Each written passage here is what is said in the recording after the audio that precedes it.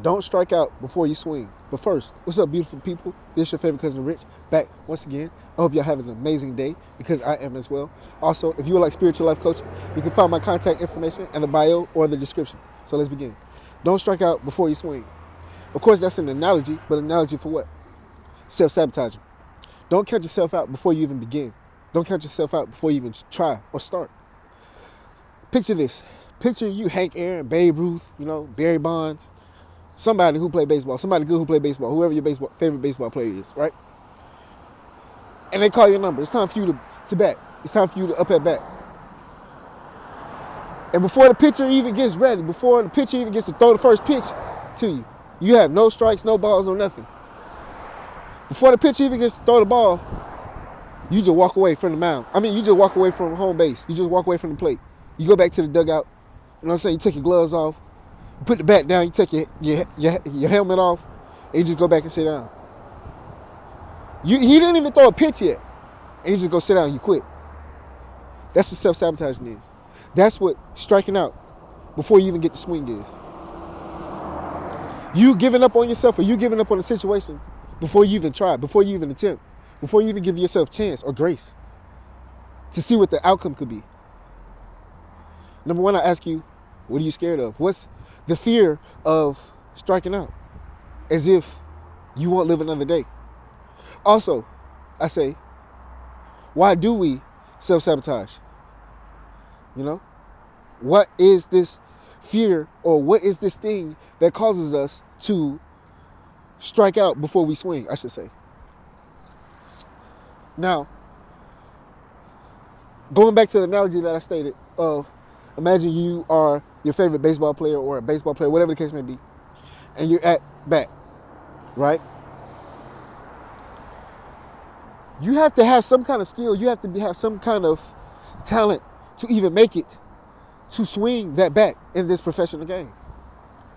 So relate that back to life. You have to have made some strides. You have to have some accomplishments. You have to have done something. You have to be somebody or something, in order for you to even attempt or have a certain option to be available to you. So now the self-sabotaging comes from our own doing, our own mental, our own lack, or our own beliefs.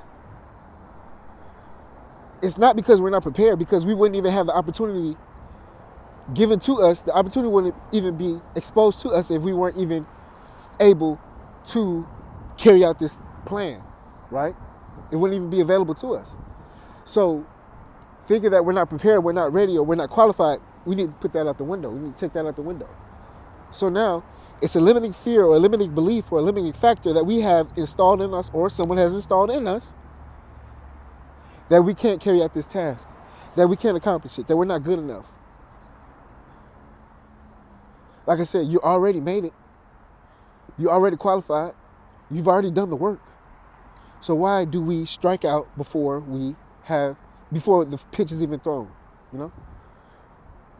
Why do we strike out before you even get the swing? Ask yourself that.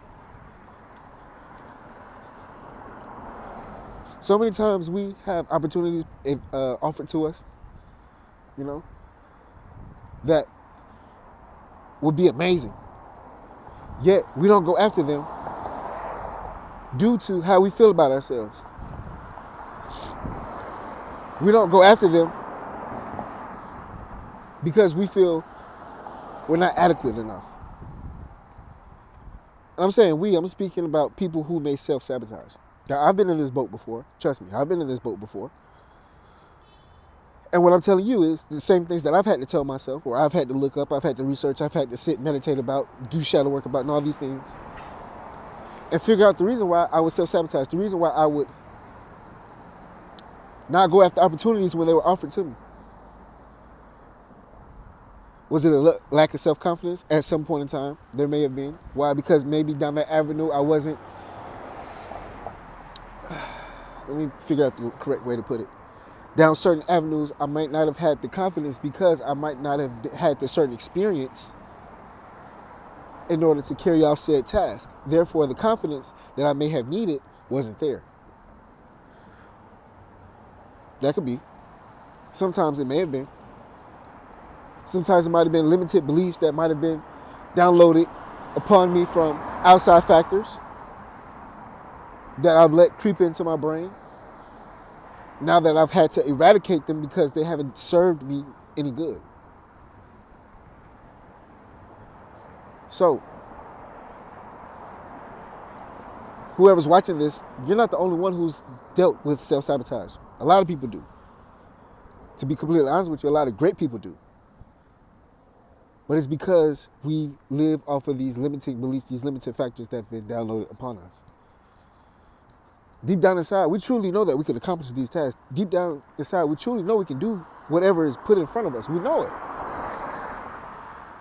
It's just this little rock in the shoe that won't allow us to accomplish that task or receive a certain blessing.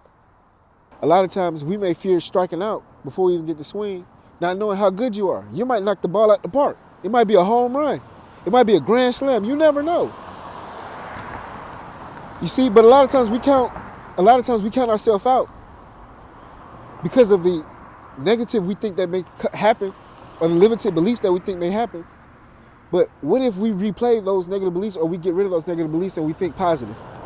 You know, we always think the worst could happen. What if we start thinking the best could happen? So to anybody who, deals with self-sabotage and things of that sort, and the thoughts that go in your mind over and over and over about, A, B, C could happen, and they're all negative, rewire your brain. Rewire to think positive. Rewire to think, abundantly. Okay? I might be scared, but this could happen, which is a good thing. B could happen, which is a good thing. C could happen, which is a good thing. Versus A, B, C being negative.